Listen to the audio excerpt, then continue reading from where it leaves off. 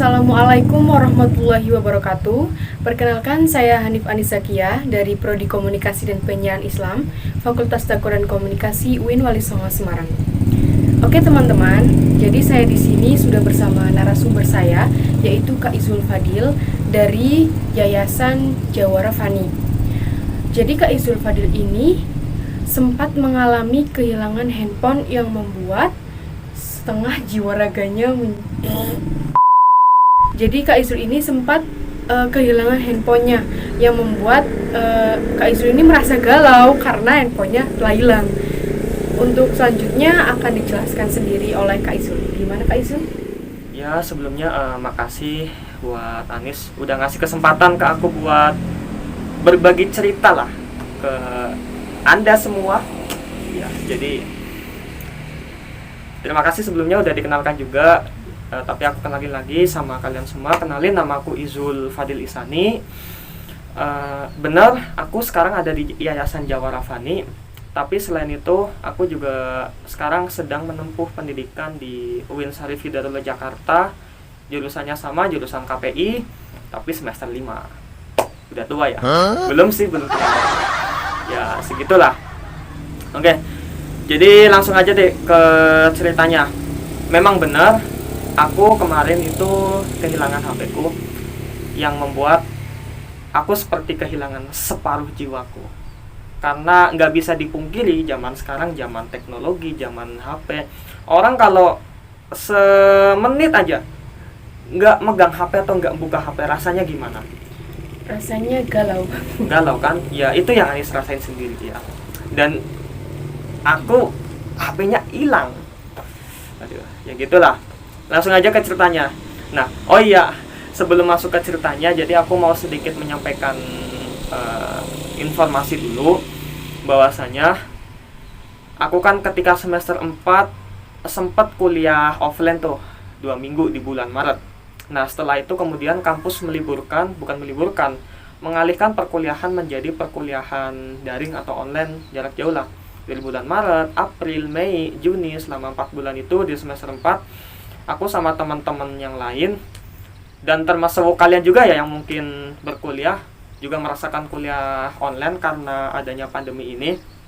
Nah, selama kuliah online itu aku merasa gimana ya, kalau bahasa Jawanya itu ngeresula, bahasa Indonesianya apa ya kira-kira, apa ya, ya intinya gitulah. Aku ngerasa ngeresula dan aku bosen, kayak nggak ada gunanya gitu aku di rumah, cuma tiap hari mandengin HP atau mandengin laptop, udah gitu ya intinya nggak berguna lah aku di rumah. Saat itu aku sempat berpikiran buat mencari pekerjaan, karena dengan aku bekerja aku akan mendapatkan ya duit lah, gampangannya aku dapat duit, penghasilan, dan itu kan selain bisa nambah pengalaman aku, orang tua kan juga pastinya senang. Wah, Izul di rumah ini ada gunanya, bukan Izul yang tiap hari cuma rebahan, mainan HP doang. Kan orang tua kita nggak tahu, walaupun kita kuliah, sebenarnya itu kuliah, tapi orang tua kita kan cuma mengira kita mainan HP doang gitu ya, dan itu nggak bisa dipungkiri lagi. Maka dari itu aku putusin buat cari lowongan pekerjaan melalui media, entah itu Facebook, Instagram, bahkan aku tanya-tanya ke temen ya, dan banyak tuh, ternyata banyak lowongan pekerjaan. Aku coba daftar di situ. Kalau dia dikirimnya via email ya aku kirim via email. Kalau dia modelnya dikirim via WhatsApp, aku kirim. Intinya sesuai instruksi yang ada di situ. Saat itu aku cuma milih dua tempat yang jadi fokus buat aku jadiin lokasi kerja, Tegal sama Jakarta. Kenapa Tegal? Karena aku orang Tegal, deket dari rumah gitu, bisa dijangkau lah. Dan kenapa Jakarta? Karena aku kan kuliah di Jakarta, jadi mungkin nanti aku bisa berangkat ke Jakarta sekaligus kuliah dan kerja. Dan kuliah daring ini kan bisa disambi ya, di mana aja bisa, kemudian dilakuin kapan aja bisa. Jadi menurutku sambil kerja juga bisa dilakukan.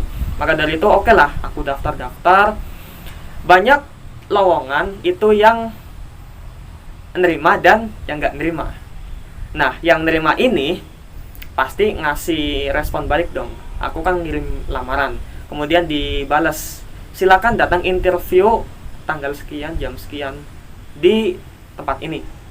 Oke, saat itu aku dapat panggilan interview di Jakarta, 2 lowongan, 2 panggilan di hari yang berbeda. Saat itu lowongannya itu interviewnya hari Rabu sama hari Kamis, dan aku putusin buat ke Jakarta hari Selasanya, karena kan biar ada persiapan gitu. Hari Selasa nyampe sana, hari Rabu interview, hari Kamis interview, habis itu pulang lagi ke Tegal. Jadi aku ke Jakarta niatnya cuma mau interview doang, interview kerja doang.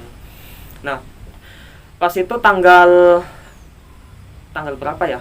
Intinya pertengahan bulan Juli 2020, hari Selasa, itu aku putusin buat berangkat ke Jakarta pakai bis, karena pakai kereta itu sekarang kan bersyarat ya harus rapid test dulu, kemudian Surat kesehatan. iya ribet lah pokoknya lah. Kalau bis kan cuma tinggal pakai masker, yang penting terus kita bawa duit, udah bisa dapat tiket bis. Oke lah. Ya sebelumnya pasti aku izin dulu sama orang tua. Awalnya orang tua kayak berat hati gitu buat ngizinin aku buat ke Jakarta lagi, karena kan isunya Jakarta bahkan sampai sekarang masih zona merah kan. Tapi ya mau gimana lagi, memang seperti itu keadaannya. Ya udahlah, Bismillah, insya Allah nggak ada apa-apa. Orang tua ngizinin aku berangkat malam itu dari kayak semacam agen bis di dekat rumah. Saat itu aku naik bis, sebutin nggak apa-apa deh, aku naik bis Sinarjaya, tujuannya Lebak Bulus. Nah, karena di agen itu nggak ada tujuan Lebak Bulus, akhirnya aku ngomong sama petugasnya, Mas bisa transit nggak? Kalau transit kan aku naik sampai mana gitu tempat transit, terus aku pindah bis ke jurusan yang aku tuju gitu. Ternyata bisa, oke. Aku beli tiket, bisa transit. Saat itu harganya masih 140 kalau nggak salah, 140.000, masih tarif corona lah, tarif covid. Aku berangkat habis isa dari agen itu, lancar aja lah itu, lancar. Nah otomatis aku turun dari bis, kemudian aku nungguin dipanggil, karena di Sinarjaya ini sistemnya kalau transit itu dipanggil. Bagi penumpang yang jurusan ini silahkan naik bis yang ada di jalur 1, 2, atau 3 itulah. Nah udah dapat bisnya, udah ada bisnya. Petugas kan ngomong, Mas kemana? Saya ke Lebak Bulus, ikut Pondok Cabe ya? Oh iya, kebetulan lewat juga. Dan kalau Pondok Cabe kan otomatis nyampe depan UIN juga tuh, depan UIN Jakarta lewat. Ya udah dong, aku senang banget, aku langsung ke sana. Nah saat itu kondisi bisnya lumayan sepi, hanya ada beberapa penumpang di bagian depan, kemudian tengahnya itu ada cuma paling 1-2 orang, dan di paling belakang itu ada. Nah, aku ambil posisi itu yang paling tengah, dan 2 kursi itu aku kuasain. Jadi aku yang nguasain 2 kursi gitulah. Nah setelah duduk, lanjutin perjalanan, sampailah bis itu di rumah makan. Nah setelah sampai di rumah makan, istirahat dan sebagainya, bisnya kan ngelanjutin perjalanan tuh. Saat itu kalau nggak salah waktu menunjukkan pukul jam 1 malam. Bisnya angkat jangkar dari rumah makan, lanjutin perjalanan ke Jakarta. Nah pas di sini karena posisinya aku habis makan, otomatis aku ngerasa ngantuk. Dan jam kan udah malam. Otomatis ya siapa sih yang nggak ngantuk, apalagi di perjalanan, lampu bis mati, audio TV bis nyala, musiknya ngantukin, ya pasti hawanya kepengen tidur. Nah setelah itu ya udahlah, aku matanya kelip ya, mulai merasakan hawa-hawa ngantuk lagi, dan ternyata aku tertidur. Nah sebelum aku tidur, jadi aku kan saat itu bawa tas kecil, tas lempang di sini. Tas lempang, tas besar aku taruh di bawah, dan ya di bawah jok itu. Nah saat itu HP aku taruh di saku sebelah sini, di dalam. Dan di sebelah kanan ini ada dompet. Ada dompet aku taruh di sini. Dan saat itu karena 2 kursi aku kuasain, otomatis aku duduknya gini nih. Duduknya gini. Sambil tidur. Kan mepet jendela nih, ya gini. Dan ini kan di sini kayak ngeganjel nih. Dompet sama HP. Otomatis kan seandainya jatuh atau apa kerasa kan. Karena ngeganjel dia di sini, dan kayaknya kalau diambil juga kayaknya nggak mungkin. Soalnya susah banget. Nah, setelah itu lanjutlah perjalanan. Setelah aku tidur, oh ya HP-nya juga sempat aku matiin datanya karena kan ya ngapain sih tidur nyalain data handphone kan nggak bagus juga. Nah, setelah itu aku ngelilir itu apa ya istilahnya ya, ya kebangun dari tidur masih setengah sadar. Ini udah nyampe mana? Kan aku lihat tuh di jalan, saat itu masih di jalan tol. Di jalan tol kan biasanya ada plang gede tuh warna hijau, menandakan ini di daerah mana. Saat itu kalau nggak salah di daerah Bekasi. Nah, udah nyampe Bekasi jam berapa? Jam menunjukkan pukul 3, jam 3 malam. Nah, karena aku udah kebangun, otomatis aku kan gimana caranya buat ngumpulin nyawa. Setelah mendingan lah sadarnya, otomatis refleks dong. Aku ngecek HP yang ada di sebelah kiri. Dompet sih nggak aku peduliin karena ya aku mau lihat waktu lah gitu lah, mau lihat apa yang ada di HP gitu. Kok nggak ada? Pikirku, masa sih? Terus coba yang sebelah kanan, dompet sampai berkali-kali udah dikeluarin, masukin lagi. Dan aku, masa nggak ada sih? Perasaan aku tadi taruh di sini. Aku coba cari di tas lempang, barangkali aku lupa naruh. Nggak ada, udah dicari-cari. Terus aku cari juga di depan jok bis kan biasanya ada sakunya tuh di belakang. Aku rogo-rogo, sebelah sini nggak ada, sini juga nggak ada. Kok nggak ada ya? Apa aku taruh di tas gede? Oke, aku coba cari di tas gede. Aku ambil, aku cari semua, aku bongkar semua, nggak ada. Bener-bener nggak ada. Sumpah di situ aku udah bener-bener paniknya minta ampun. Dan aku nggak ngabarin siapa-siapa, termasuk temanku, termasuk siapapun itu kalau aku mau berangkat Jakarta. Aku cuma izin sama orang tua. Dan for your information aja, saat itu kondisi di Jakarta itu aku udah nggak punya kerabat atau keluarga atau siapapun lah, karena mereka udah pada pulang semua dari perantauan sejak adanya pandemi ini. Jadi nggak ada lagi pihak keluarga aku atau saudara yang ada di Jakarta. Masih tuh aku masih panik. Apa jatuh ya? Aku cari di bawah, di baju nggak ada. Sampai aku jongkok loh, masuk ke jok itu, nyari HP. Karena saking paniknya. Iya, saking paniknya gitu nih. Aku masih nggak percaya kalau ini tuh nggak ada. Aku berharap itu tuh ngimpi gitu. Dan ternyata setelah gitu di depan aku, ya beberapa kursi di depan aku itu ada penumpang lain yang sama kayak aku. Dia seolah-olah mencari barang, yang barangnya itu hilang. Setelah dia ngeliat aku tuh lagi nyari-nyari di bawah, dia nanya, "Mas, ngapain mas? Nyari HP mas? Mas, HP-nya hilang?" "Iya." "Sama mas, saya juga hilang." "Lah, serius?" Nah, setelah itu kan bisa disimpulin tuh, aku HP-nya hilang, terus ada penumpang lain yang HP-nya hilang juga kan. Semua penumpang yang tadinya pada tidur bangun semua dan refleks ngecek barang berharga mereka, entah itu HP, dompet. Ternyata ada 2 orang penumpang lagi yang kehilangan dompet. Jadi 2 orang kehilangan HP, 2 orang kehilangan dompet. Ada total 4 orang yang kecopetan di dalam bus Sinar Jaya yang aku naikin itu. Nah, otomatis kan rame tuh di dalam bis. Supirnya nyalain lampu. Yang ngerasa kehilangan nyari-nyari tuh.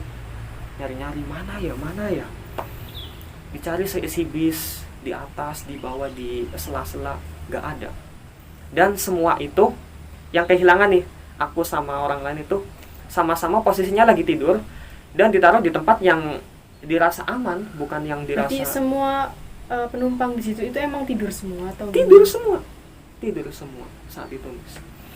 Nah, terus setelah itu ya Allah, aku balik lagi ke jok aku sambil senderan.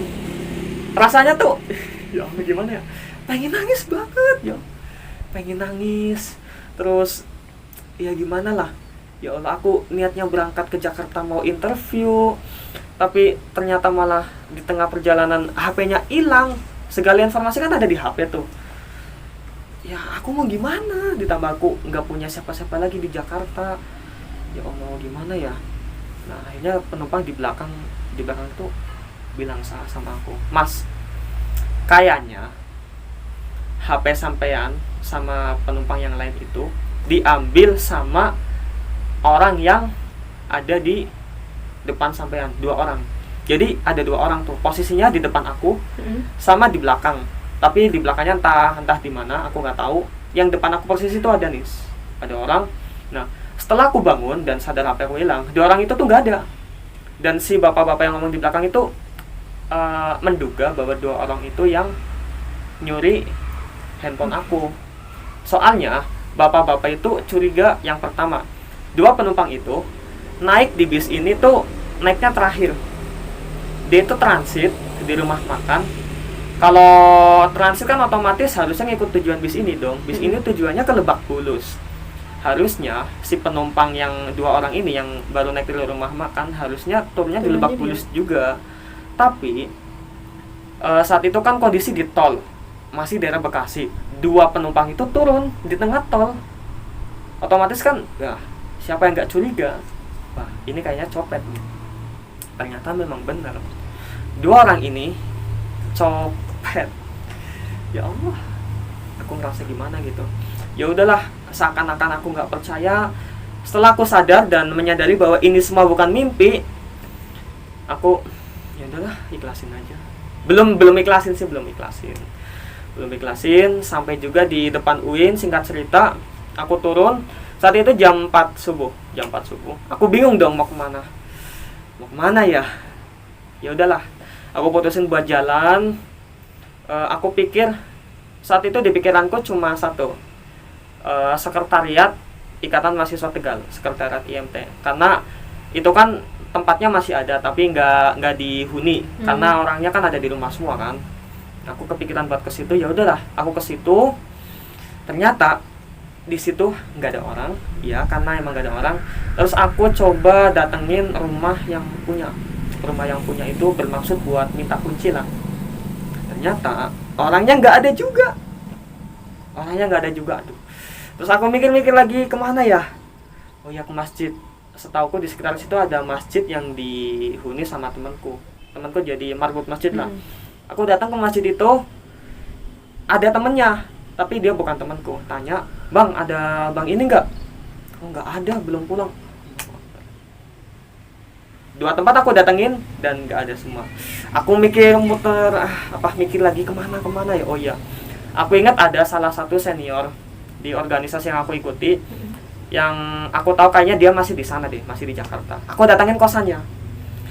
Pas nyampe kosannya, aku udah mulai curiga. 1, motornya nggak ada. 2, sendalnya nggak ada. Nah, masa nggak ada juga sih?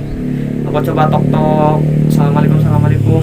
Nggak ada jawaban dan ternyata bener, orangnya nggak ada.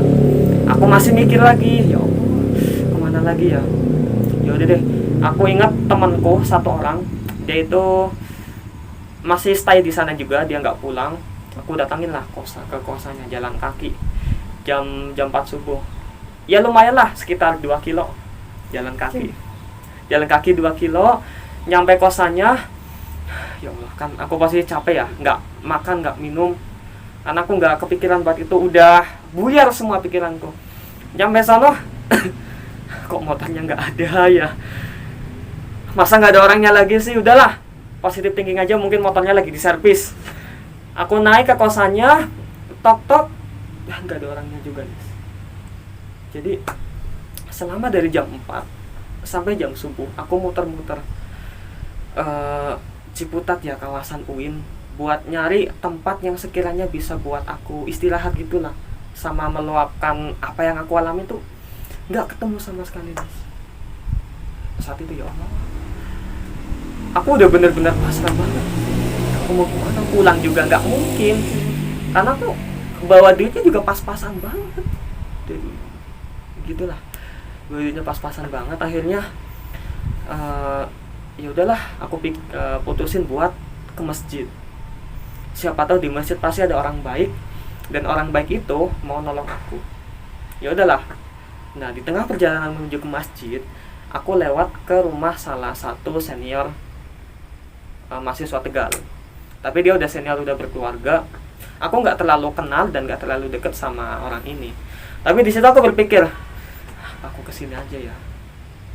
Kan kalau aku kesini, ya walaupun nggak terlalu kenal, seenggaknya ada orang yang latar belakangnya sama dari Tegal dan mau dengerin ceritanya aku. Apalagi latar belakangnya juga sama-sama mahasiswa Tegal, walaupun beliau ini udah lulus. Ya udahlah. Akhirnya subuh-subuh aku ngetok pintu rumah senior itu, Nis. Ngetok pintu. Orangnya keluar, bingung dong, kan nggak kenal aku. Kamu siapa? Akhirnya aku, ya saat itu emang mukaku bukan sengaja dibikin melas, emang mukanya melas banget. Mas, saya Izul, temennya Lutfi, dan aku hampir nangis, hampir mau netesin air mata. Akhirnya Mas itu mempersilahkan aku buat masuklah. Nah, di situ aku cerita, ya singkat cerita gitulah. Akhirnya Mas Lisin, namanya Mas Muhlisin, kebetulan Mas Lisin itu punya dua HP. Satu HP-nya yang masih dipakai sama dia, satunya udah rusak. Tapi ya masih bisa dipakai lah, cuma ada problem di HP itu. Akhirnya ya udahlah, singkat cerita, setelah habis subuh, setelah dikasih teh sama dikasih makan juga, aku Nizul, ini aku ada HP seadanya, silahkan dipakai untuk sementara ya. Entah kamu nanti bisa dapat HP lagi atau enggak, ya terserah. Intinya ini aku bantu ini buat kamu. Ya udahlah. Saat itu ya harapanku cuma yang penting aku bisa ada komunikasi lah. Kan saat itu juga orang rumah belum tahu nih, orang aku belum tahu aku nyampe Jakarta atau enggak, aku itu atau enggak. Nah, akhirnya setelah dapat HP itu, otomatis aku langsung utak-atik dong. Ternyata masih bisa nyala.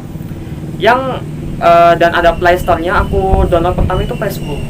Kenapa Facebook? Karena jangan langsung WA, kan WA aku udah hilang di HP yang lama.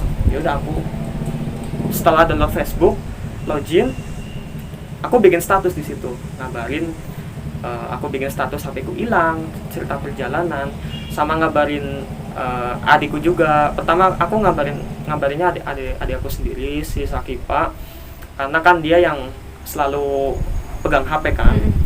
Terus aku bilang ke dia buat ngabarin ke Abi sama Umi. Ya udahlah. Setelah itu, setelah aku ngabarin semua dan orang-orang udah pada tahu, sekiranya aku dirasa cukup, aku minta Mas Lisin buat mesenin Gojek ke tempat yang dulu pernah aku tinggali di daerah, masih di daerah situ sih, masih di daerah Tangerang Selatan, tepatnya di daerah Pamulang. Jadi aku minta digojekin ke sana. Di sana kan ada pondok pesantren. Dulu aku sempat ngabdi di situ nih. Aku sempat ngabdi, cuma karena ada pandemi akhirnya pulang. Jadi aku niatnya ke sana lagi, paling nggak di sana kan barangkali pondoknya udah mulai, terus ada santrinya gitulah. Pikirku gitu. Ternyata setelah nyampe sana, nggak ada apa-apa nih. Nggak ada santrinya, nggak ada orang siapa-siapa, cuma ada satu temanku doang. Ya Allah, ekspektasiku aku akan bisa hidup di sini, ternyata aku lebih nggak bisa hidup kalau aku menetap di sini. Ya udahlah.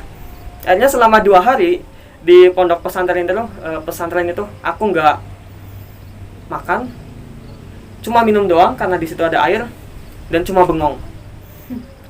Ya Allah, ini mau ngapain. Saat itu aku sempat berkabar juga sih, tapi itu pun harus tetheringan sama temanku. Kalau temanku pergi ya aku nggak bisa Facebookan dong, nggak bisa saling memberi kabar kepada siapapun. Ya udahlah, akhirnya aku udah benar-benar pasrah. Ya udah, kalau mau jadi gembel ya udah gembel aja di sini. Coba segitunya Nis.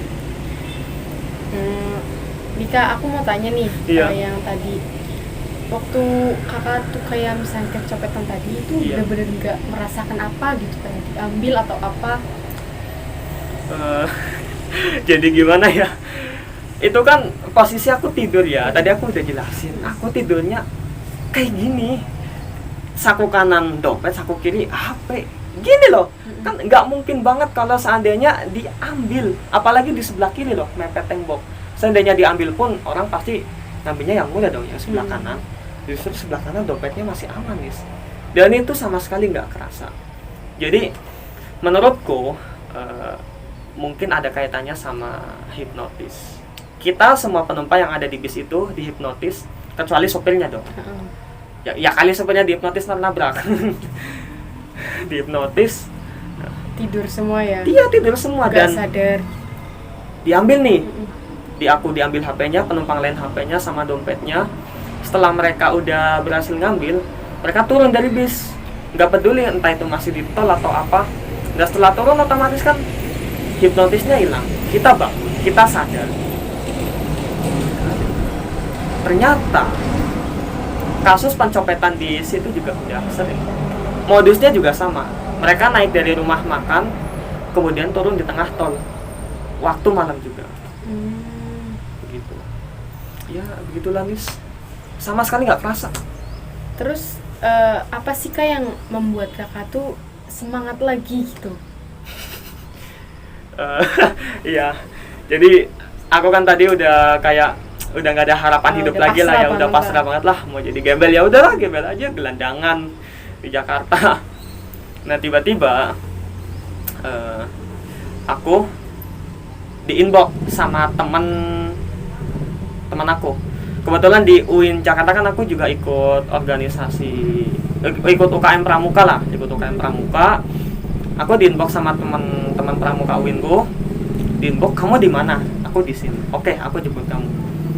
Tahu-tahu temanku jemput aku di pondok pesantren itu, dan aku dibawa pergi sama dia, diboncengin kemana ya? Saat itu kalau nggak salah ke Depok, ke rumah temanku. Nah, setelah selesai lah dari rumah itu, aku pulang lagi, tapi nggak dia anterin ke pondok itu. Aku dibawa ke tempatnya dia, dan hingga sampailah aku di sebuah rumah, tapi di situ ada tulisannya Yayasan Jawara Fani. Ini apa? Aku nggak tahu. Ternyata setelah aku ke situ masuk, dan di situ kan ada orang-orang. Ya aku dikenalin sama temanku ini yang ngebawa. Terus dia juga sempat cerita sedikit. Akhirnya kayak koordinator yayasan itu datang ke aku, ngedeket. Ya kenalan sama aku, suruh cerita lagi gimana. Setelah aku cerita akhirnya oh gitu. Ya udah. Gini. Izul kan namanya? Iya. Si orang ini namanya Mas Ami. Ya, namanya Mas Ami. Mas Ami bilang gini Zul. Ini Yayasan Jawara Fani. Tahu nggak artinya apa? Jawara Fani itu Jalinan Warga Racana Fatahillah Dimas Gandasari. Artinya ini yayasan yang ada di bawah naungan Pramuka UIN Jakarta. Dan ini satu-satunya yayasan di bawah naungan Pramuka. Warnas nggak punya. Nah, tujuannya dibentuk yayasan ini adalah ya ini kan untuk kita semua, untuk kesejahteraan anggota Pramuka UIN lah, anggota Racana. Entah itu yang udah senior ataupun yang masih anggota. Kalau seandainya membutuhkan ya udah, Izul bisa tinggal di sini, makan tinggal makan. Di sini lengkap, ada kalau mau masak juga silahkan, ada kompor, kemudian ada segala macam. Mau nyuci ada mesin cuci, ada kulkas juga, ada wifi, ada TV LED, ada kamar juga. Nanti kamu tinggalnya sama temanmu yang ngebawa kamu ke sini. Nggak apa-apa Mas. Ya nggak apa-apa kan, kamu anggota Pramuka UIN kan? Iya Mas. Ya udah nggak apa-apa. Ini buat ngebantu kamu juga kan. ketimbang kamu juga niatnya ke sini mau cari pekerjaan. Karena kamu dapat musibah, ya udah. Mungkin ini salah satu semacam solusi buat kamu yang Allah kasih melalui melalui wasilah Yayasan Jawara Fani. Jadi saat itu aku emang gak ada pilihan lain, ya udah aku ngiyain tawarannya Mas Ami, dan sejak saat itu sampai sekarang aku tinggal di Yayasan Jawara Fani.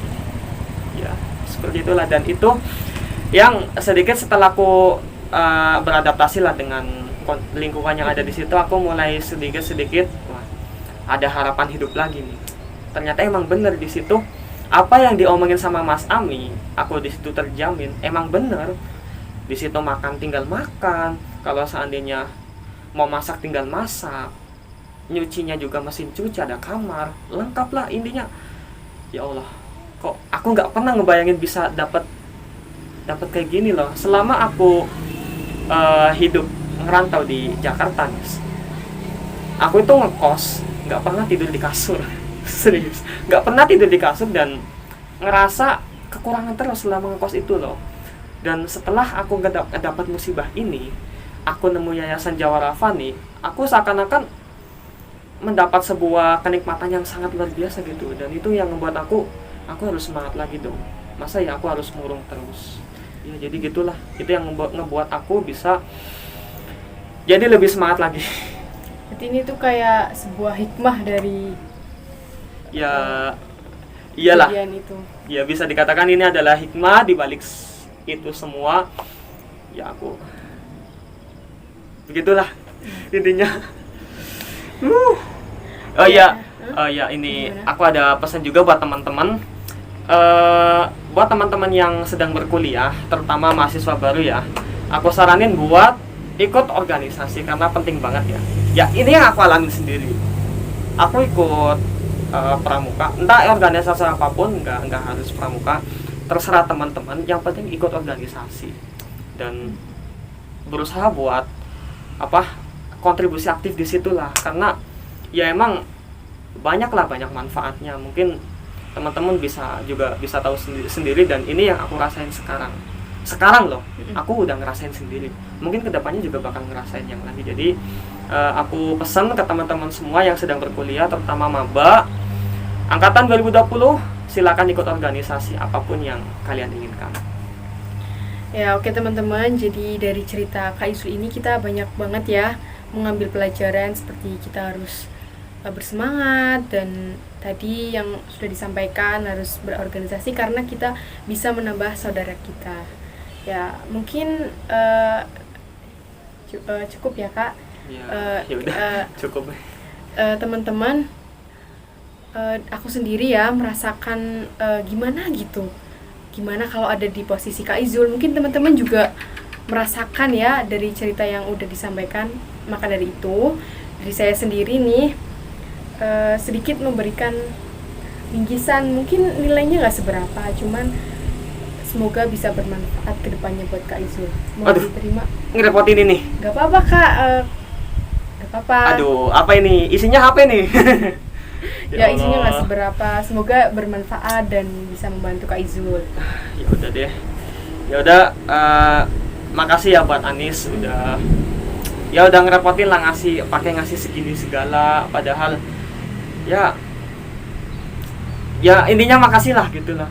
Ya semoga insya Allah ini bisa bermanfaat buat aku dan Anis, semoga dimudahkan segala urusan-urusannya. Amin. Ya udah, makasih ya.